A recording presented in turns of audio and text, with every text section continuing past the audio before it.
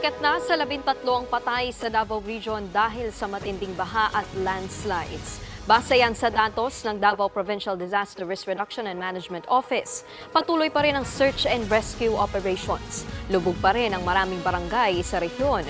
Sa ilang lugar sa Davao City, humupa na ang baha pero nag-iwan naman ito ng makapal na putik. Sisimula na rin ang paghuhukay sa mga kanal na isa sa mga dahilan ng mabilis na pagbaha. Ang masamang panahon ay dulot ng extension ng low pressure area sa labas ng bansa.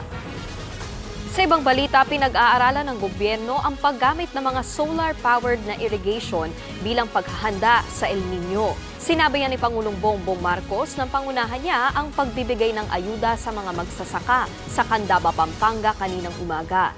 Sa bawat isang unit ay kaya raw magpatubig ng 20 ektarya. Sa pamamagitan ng solar irrigation project, mas tataas daw ang produksyon at kita ng mga magsasaka. Ayon sa Pangulo, napag-usapan sa state visit niya sa Vietnam ang paggamit ng bagong teknolohiya sa agrikultura.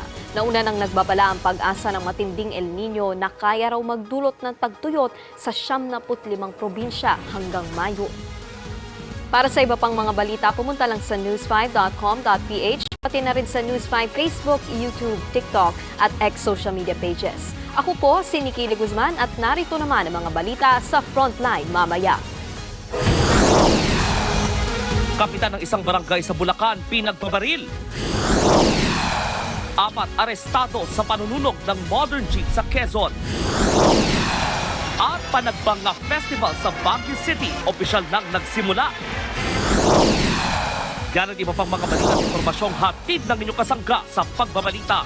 Frontline Pilipinas, weekend, mamayang alas 5:30 ng hapon.